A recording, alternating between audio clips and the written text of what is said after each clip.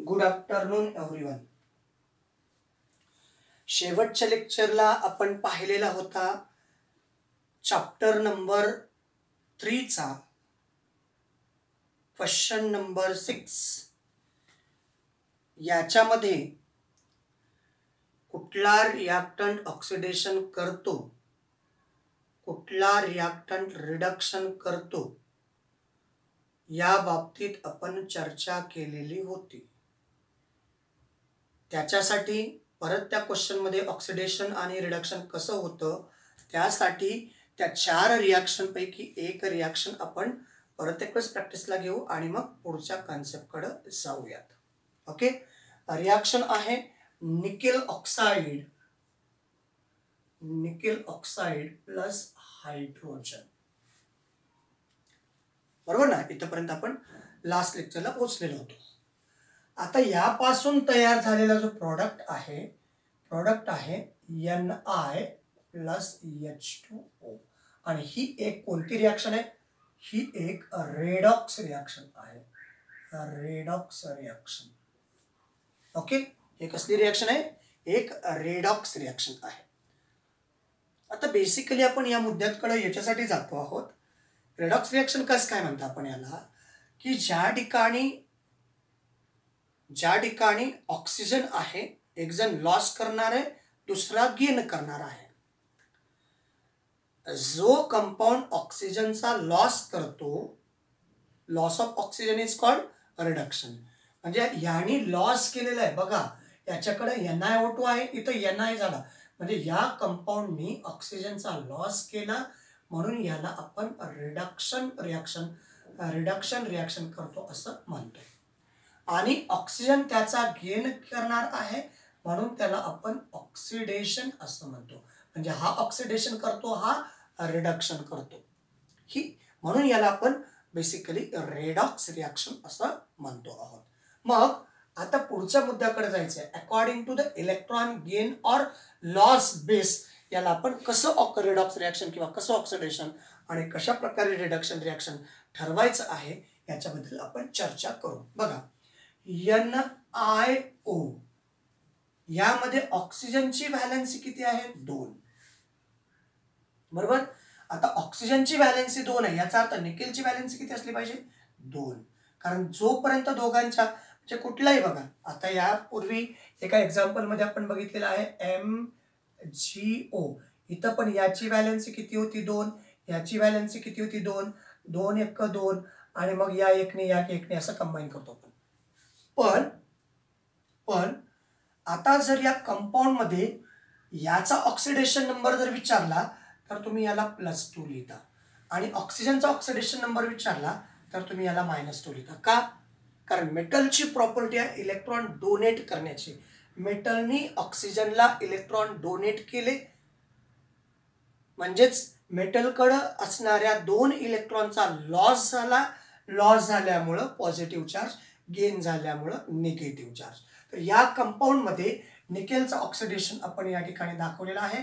इथं परत लिहितो, oxidation number of nickel is +2 आणि oxidation number of oxygen is -2. Clear? आणि लास्ट लेक्चरला मी कधीतरी सांगितल्याचं मला आठवतं आहे पहा, की ज्या वेळेस एखादा ॲटम त्याच्याच सारख्या, if the one atom is combines with another same atom, therefore its oxidation number is 0. Oxidation number is 0. Therefore ऑक्सिजनचा ऑक्सिडेशन नंबर येतो 0. क्लिअर झालं इथपर्यंत?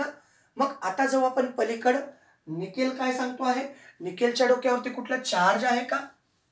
निकेलच्या डोक्यावरती कुठला चार्ज आहे का? कुठलाही त्याच्यावरती चार्ज नाही. म्हणजे त्याच्यावरती कुठलाच चार्ज नाही. ठीक आहे, व्हॅलेन्सी काय असेल त्याचं, याच्यावरती कुठलाही चार्ज नाही, याच्यावरती कुठलेही रेडिकल्स नाहीत, म्हणजे याचा ऑक्सिडेशन नंबर या ठिकाणी काय आहे? 0 आहे. आले इथपर्यंत? मग पलीकडे जाऊ. पलीकडे गेल्यानंतर आता ऑक्सिजनचा ऑक्सिडेशन नंबर या ठिकाणी मिळाला, म्हणजे तिकडे सुद्धा कसं असेल तसंच असणार आहे. कारण एक ऑक्सिजन दोघांना कंबाईन झालाय, म्हणजेच ऑक्सिजनचा ऑक्सिडेशन नंबर आला -2, तर हायड्रोजनचा ऑटोमॅटिकली या 2 हायड्रोजनचा ऑक्सिडेशन नंबर आला +2. कारण प्लस आणि मायनस रॅडिकल्स जोपर्यंत इक्वल होत नाही तोपर्यंत कंपाऊंड कधीही तयार होत नाही. चला आता ऑक्सिडेशन आणि रिडक्शन हे इलेक्ट्रॉनच्या बेसवरती. याच्याकडे दोन पॉझिटिव्ह चार्ज आहेत. दोन पॉझिटिव्ह चार्ज आहेत म्हणजे याला 2 इलेक्ट्रॉनची गरज आहे. जर यांनी 2 इलेक्ट्रॉन बघा Ni वरती 2 पॉझिटिव्ह चार्ज आहेत. याने जर 2 इलेक्ट्रॉन घेतले तर याचं याच्यामध्ये कन्व्हर्शन होतं आणि याला आपण रिडक्शन असं म्हणतो. मान्य आहे ना? याला आपण काय म्हणतो? रिडक्शन. म्हणजे या निकेलनी आता या ठिकाणी ऑक्सिडेशन नंबर किती झाला याचा 0. म्हणजे इथं काय ही प्रोसेस झाली रिडक्शन. म्हणजे निकेलचा ऑक्सिडेशन नंबर डिक्रीज झाला म्हणजे ही प्रोसेस आहे रिडक्शन. मान्य आहे ना? सगळे ॲग्री आहेत याला. आणि दुसरी आपण इथं लिहिलं oxidation number increases so that is called as oxidation. बघा इथं लिहितो वाटलं तर ऑक्सिडेशन नंबर त्यालाच काय म्हणायचं रॅडिकल्स किंवा ions on atom. radicals or ions on an atom increases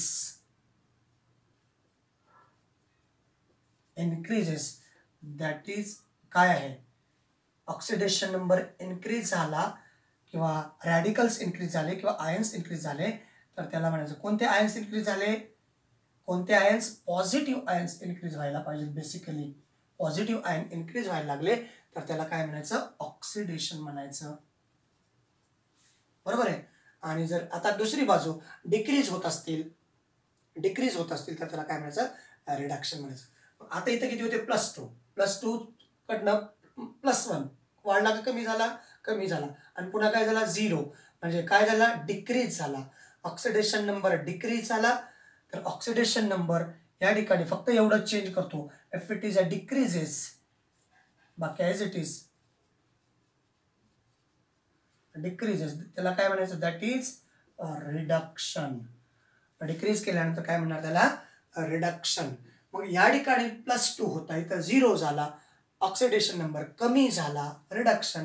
याचा -2 होता इकडं पण -2 आहे. काही बदल झाला का? No change. इथं काय होता? 0. इथं काय झाला? वाढला. इन्क्रीज झाल्यानंतर त्याला काय म्हणायचं? ऑक्सिडेशन. डिक्रीज झाला होता तो डिक्रीज झाला रिडक्शन आणि आहे त्यापेक्षा वाढला त्याला म्हणायचं ऑक्सिडेशन. तर ही एक केमिकल रिॲक्शन आपण शेवटच्या लेक्चरला सिस्टमॅटिकली पाहत होतो. आता आपण पुढच्या इक्वेशनकडे जाऊयात, पुढच्या रिॲक्शनकडे जाऊयात.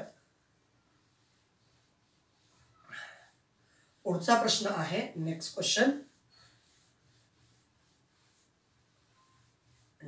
क्वेश्चन असा आहे विद्यार्थी मित्रांनो, स्टेप बाय स्टेप बॅलन्सिंग करायचंय chemical. Balancing the following equation step wise balancing करायचं आहे इक्वेशनचं. पहिला इक्वेशन आहे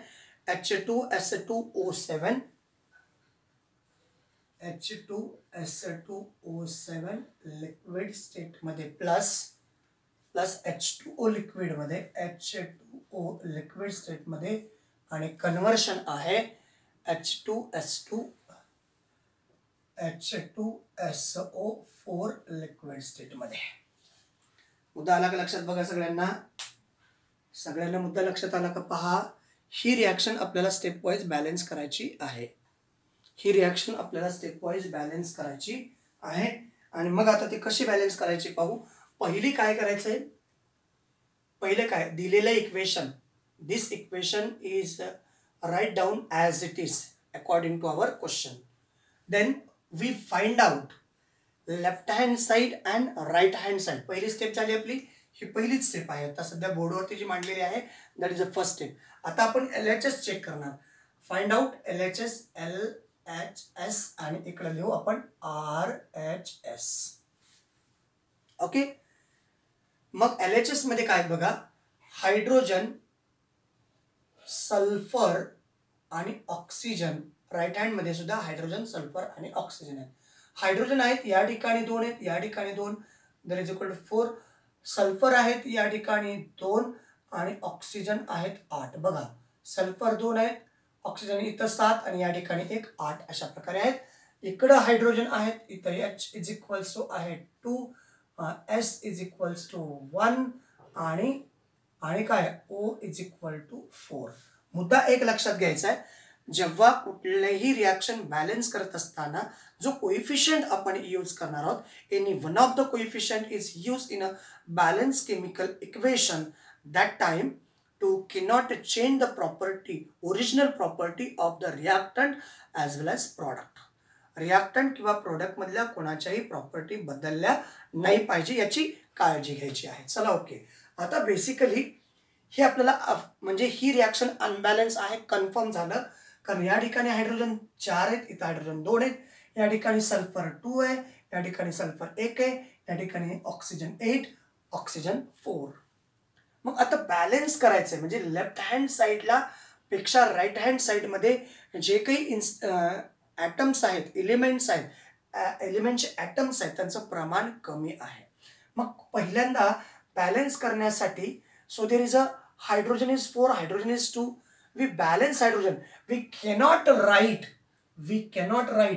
H4SO4 इन दॅट टाईप. अशा प्रकारे आपल्याला लिहायचं नाही, because it is a sulfuric acid and this one is, I don't know about that one, but it is a wrong procedure. Therefore we use proper coefficient who does not change the properties of that one. मग अशा प्रकारचा coefficient use करायचा आहे आणि मग त्यानंतर काय करायचं की त्याला बॅलन्स करण्याचा प्रयत्न करायचा. मग आता हायड्रोजनला बॅलन्स करण्याचा प्रयत्न करू. हायड्रोजनला बॅलन्स करण्यासाठी आपण इथं 4 लिहायचं नाहीये. मग काय करणार, त्याला बॅलन्स करण्यासाठी त्याच्या अगोदर 2 लिहू. म्हणजे आता हायड्रोजन किती झाले, 4 झाले. By using proper multiplication of proper coefficient, now to balance the hydrogen, इकडे आपण काही चेंज केलेला नाही, we change only in product. तर आता हायड्रोजन 2 जा 4, या ठिकाणी हायड्रोजन आले 4. बाय युजिंग प्रॉपर कोइफिशियंट, आपण तो कोइफिशियंट वापरला, कारण ऑलरेडी एक तर होताच, आपण दोन्ही मल्टिप्लाय केला. दोन्ही मल्टिप्लाय केल्यानंतर हायड्रोजन लेफ्ट हँड साईड आणि राईट हँड साईडचे हायड्रोजन बॅलन्स झालेले आहेत.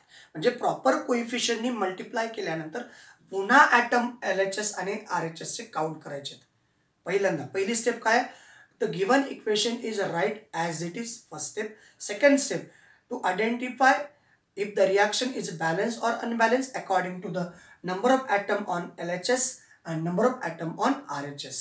मग आपण ते मांडलेले होते, त्याच्यावरून आपण आयडेंटिफाय केलं, we identified this is a unbalance equation. आणि मग बॅलन्स करण्यासाठी आपण काय केलं, जो प्रॉपर ॲटम आहे त्याच्या प्रॉपर्टीज न बदलता त्याला प्रॉपर कोइफिशियंटचा यूज करून, proper coefficient, this one is a coefficient, मराठीत त्याला सहगुणक म्हणतात. Proper coefficient is use to balance the chemical equation. मग आपण दोन्हांनी we multiply two of this compound, दोन्हांनी या इक्वेशनला किंवा या कंपाऊंडला मल्टिप्लाय केलं तर 2 2 जा 4. पुन्हा आपण कोणते कोणते ॲटम डिस्टर्ब झालेले आहेत in this side, reactant sides, any one of the atom is can not be disturb, only the right hand side. So hydrogen is balance, left hand side hydrogen is 4, right hand side hydrogen is 4. आता ही हायड्रोजनच्या बाबतीत balance झालेली आहे. मग बाकी कोण राहिलं, so in that side sulfur is 2, in that side sulfur is 4. By this coefficient whatever it may be changed, so it is a sulfur is also 2.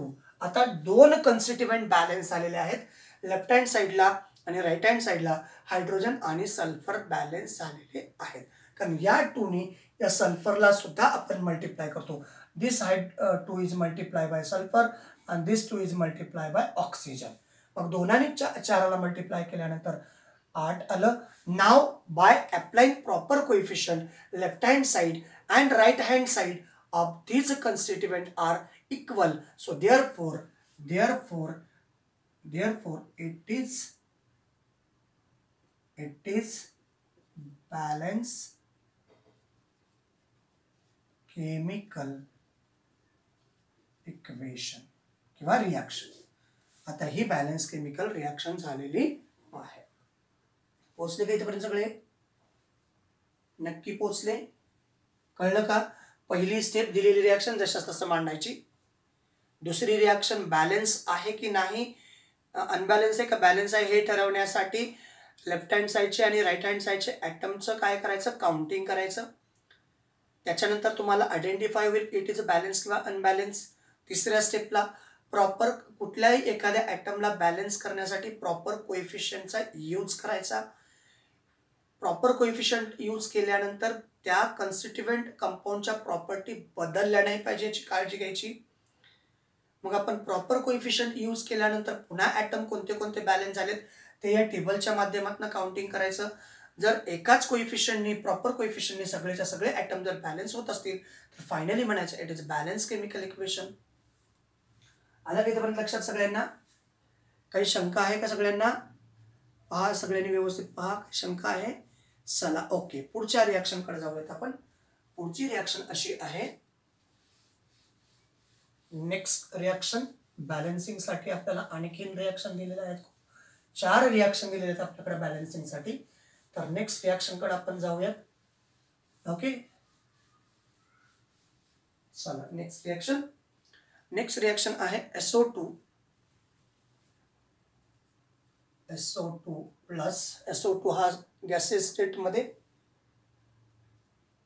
त्याच्यानंतर H2S ॲक्वेस स्टेटमध्ये converted into S and H2O, sulphur solid स्टेटमध्ये and H2O liquid स्टेटमध्ये. Sulphur solid, H2O liquid. चला okay, आता या reaction दिलेली reaction आहे आपण ॲज इट इज मांडली, त्यांच्या स्टेट पण आपण प्रॉपरली मेन्शन केलेल्या आहेत. मग आता दुसरी पायरी काय आहे? What is the second step? We identified left side atom, left side number of atom and right hand side number of atom. मी या ठिकाणी लिहिलं LHS left hand side LHS आणि इकडे लिहिलं RHS राईट हँड साइडचे इक्वेशन आपल्याला मांडायचे. मग बघा, सल्फर किती आहेत लेफ्ट हँड साइडला, त्याचबरोबर हायड्रोजन किती आहेत लेफ्ट हँड साइडला आणि ऑक्सिजन किती आहेत लेफ्ट हँड साइडला. सल्फर इथं एक आहे, इथं एक आहे, सल्फर झाले 2. ऑक्सिजन किती आहेत, हायड्रोजन किती आहेत, फक्त 2च, आणि ऑक्सिजन किती येतं ते पण 2च आहे. All clear? लेफ्ट हँड साइडचे ॲटम काउंट केले ना, इथे एक आहे, इथे एक आहे, सल्फर एक आणि एक 2, इथं ऑक्सिजन 2 आहेत आणि इथं हायड्रोजन 2 आहेत, हायड्रोजन 2 ऑक्सिजन 2. राईट हँड साइडला जाऊ, सल्फर आहे राईट हँड साइडला 1, त्याचबरोबर हायड्रोजन आहेत 2, तर ऑक्सिजन आहे या ठिकाणी 1.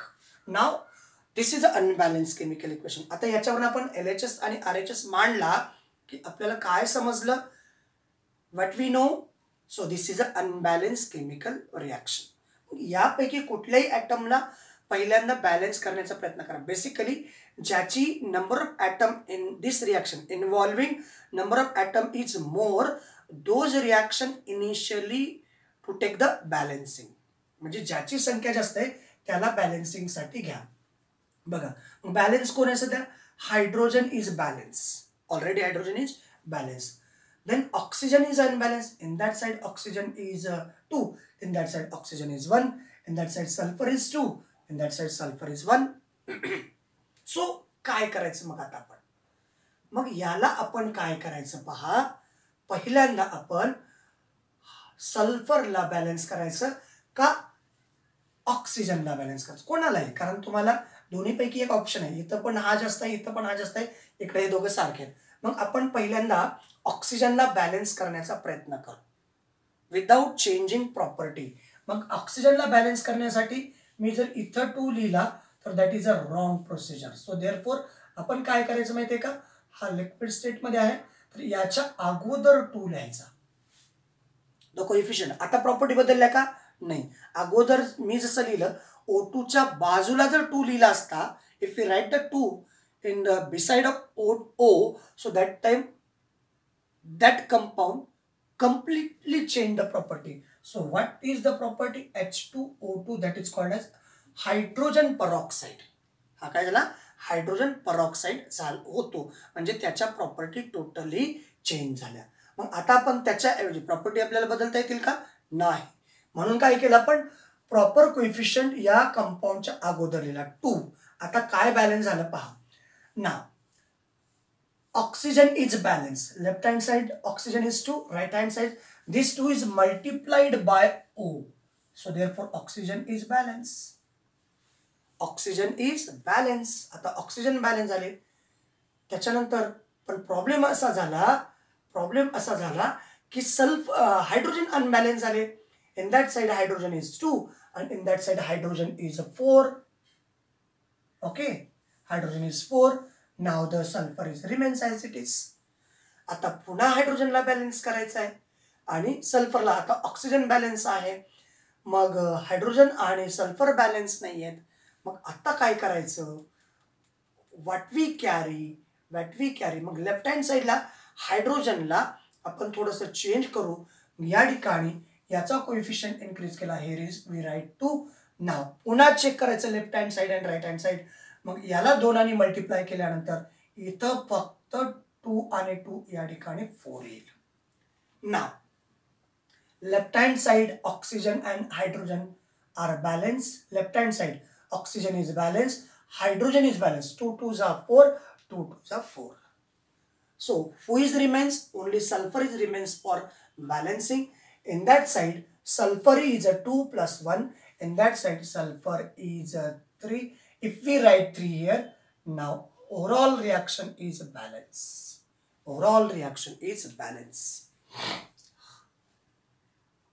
आले का इथपर्यंत? नक्की काही शंका आहे? ओके, नेक्स्ट क्वेश्चन घेऊ आपण नेक्स्ट व्हिडिओमध्ये. तुर्तास आपण याच ठिकाणी थांबूयात.